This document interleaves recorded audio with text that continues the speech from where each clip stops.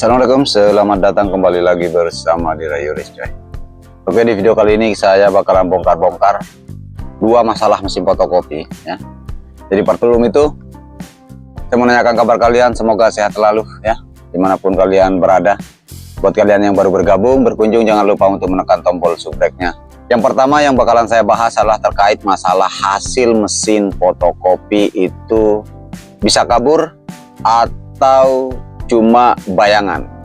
Di beberapa video sebelumnya saya belum bongkar sama sekali, coy. Kali ini saya bakalan bongkar, kebetulan ada juga yang bertanya. Ini khusus mesin-mesin besar ya, yang sering terjadi masalahnya. Coba kita spill dulu masalah yang pertama seperti ini, kalian lihat. Nah, jadi yang di video ini kalau teman-teman lihat ya, masalah ini kita bongkar sebentar. Kemudian masalah kedua, oke, masalah kedua, oke, nah ini dia. Kalian lihat dulu gambar ini, coy. Yang dilingkari, jadi yang dilingkari ini sebetulnya ada sisa-sisa atau limbah-limbah tinta itu jatuh ke transfer bawah atau masuk di area karet regis. Jatuh di area karet regis. Nah, di sini bakalan saya bongkar apa penyebabnya dan bagaimana solusinya. Ya. Ini semua generasi mesin besar ya. Mau kalian punya merek IRA, Advan, IR ya. Kalian bisa cek nanti ya. Oke, supaya nggak terlalu panjang bacot, kita kembali ke masalah pertama ya. Masalah pertama terkait masalah ini yang menanyakan kemarin ya, yang selalu juga mengeluhkan masalah hasil fotokopinya itu kabur. Oke, kalau kemarin diplopingnya sudah dicek ya, yang kemarin-kemarin diplopingnya sudah dicek normal, kemudian sudah diganti cas bawah juga normal ya, sudah diganti bahkan sudah dioper di mesin lain, itu tetap hasilnya normal, blok malah. Kemudian sudah dibersihkan lasernya juga, dibersihkan kaca primerinya, bahkan kaca besarnya, kaca scannernya, semuanya sudah dibersihkan. Bahkan drum sudah dibraso dan hasilnya masih buram alias seperti cuma bayangan. Hasilnya tidak bisa maksimal ya. Apa penyebabnya? Apa pengaruhnya ini? Masalahnya yang selain yang saya sebutkan tadi, itu masalah kalau kalian perhatikan baik-baik video ini adalah ground yang ada hubungannya ke diploping. Ini saya bisa pastikan kalau di video ini itu stand untuk groundnya itu larinya ke jalur HVT ya. HVT itu kode BD, BD, BD kalau nggak salah ya. Kalian bisa cek lah di situ ya, karena ada di kabel ke HVT itu ada berapa kabel, ada 3 kabel barangkali ya, yang khusus selain dari corona bawah, corona atas ya, jalurnya high voltage-nya atau kabel high voltage-nya ya, jalurnya ya. Nah, ini karena bukan patah, dia patah sih, dia patah atau sudah retak sehingga tempat ground ke diploping itu goyang. Jadi pada saat kalian kasih masuk diploping itu kurang ngepres atau tidak nempel karena sudah patah ya. Kalian bisa cek. Jadi setelah kalian mengecek secara keseluruhan, kalian juga hukumnya wajib ini, coy, kalian cek juga ini untuk ground untuk jalur ke hasil ini ya, dari diploping. Kalian cek itu. Bang, solusinya bagaimana kalau itu terjadi patah? Gampang. Kalau pengalaman saya pribadi di beberapa tempat, beberapa kasus yang saya dapatkan kasusnya sama, itu saya cuma membutuhkan itu kapas, kemudian lem. Terserah teman-teman mau menggunakan lem Korea, lem Alteco, tidak ada masalah ya. Kalian paten saja. Kalau teman-teman berani, caranya kalau teman-teman berani untuk membongkar bagian belakang, karena ini harus membongkar membor, cukup membor yang kalian buka ya.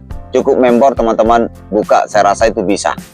Karena kita harus bongkar membornya, kemudian nanti kelihatan itu ya, kalau teman-teman sudah bongkar rangkaian untuk ke gear drum, motor drum, rangkaian motor drum dengan motor, cukup motor bagian atas saja, motor drum aja, itu nanti kelihatan untuk jalur ground itu. Kalau teman-teman bisa ngelemnya lewat di samping ya, lewat tanpa harus membongkar bagian belakang, itu bisa teman-teman juga lakukan. Nah, kalau saya kemarin itu saya bongkar bagian belakang karena supaya hasilnya lebih maksimal ya. Itu cukup kalian beli lem sama kapas, itu sudah selesai urusannya, sudah selesai masalahnya ya. Untuk lebih baiknya, untuk lebih maksimalnya hasilnya, kalian bongkar ke luar ya. Kalian cabut ke luar, baru kalian kondisi di luar itu baru kalian lem supaya lebih maksimal, supaya nanti pas ya, tidak miring ya. Ya, kalian lebih baik bongkar, itu solusinya. Jadi saya rasa untuk masalah hasil itu selain HVT-nya bermasalah, selain casnya bermasalah, selain kacanya, itu juga besar pengaruhnya ya, besar pengaruhnya untuk ground yang jalur ke developing. Clear ya? Oke.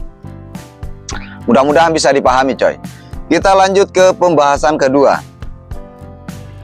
Nah, di pembahasan kedua ini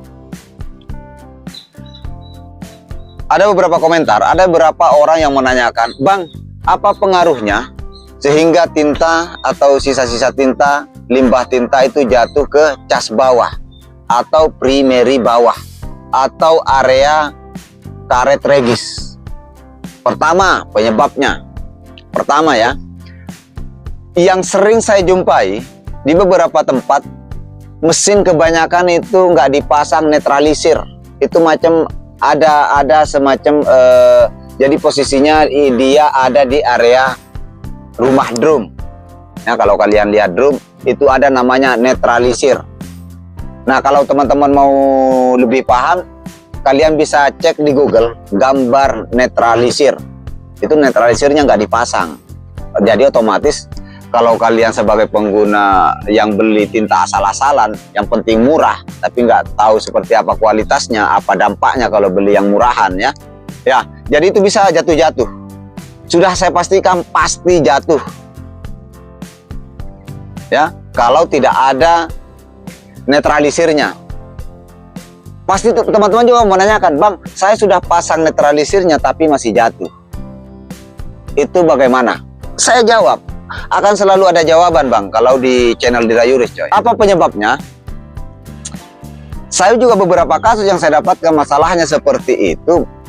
Netralisirnya dipasang tapi tinta tetap jatuh ke primary bawah atau ke area karet regisnya.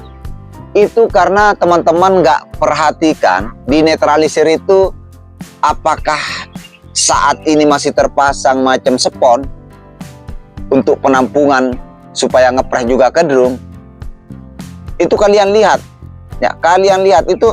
Mungkin saya pernah buat videonya bagaimana cara merakitnya kembali. Itu saya cuma beli spon pencuci piring itu, kemudian modal double tip ya, double tip saya pasang, nggak perlu terlalu tebal, nggak terlalu tinggi ya. Di situ bisa kalian cek di video-video sebelumnya. Nah, bisa kalian lakukan seperti itu, kalian modifkan spon yang biasa buat cuci piring, kalian gunting, kalian ukur saja lebarnya seperti apa ya, mau 5 mili itu bisa.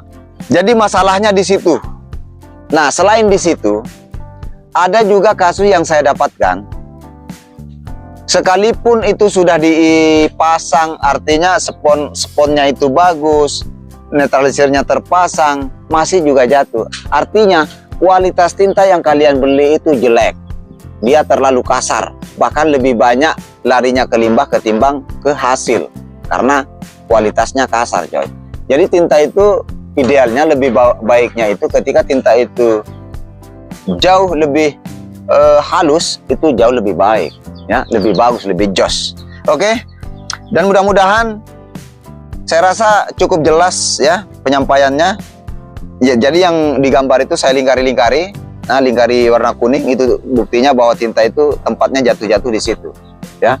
Kalian bisa coba, kalian bisa periksa mesin kalian ya, supaya nanti hasilnya tidak terlalu, nanti kan kertas di belakang kertas itu atau di atas tulisan kalau kalian menggunakan finisher itu kan nanti ikut kotor ya dasarnya, background, jadi background ceritanya. Kalian bisa cek mesin kalian ya. Mudah-mudahan video ini bermanfaat.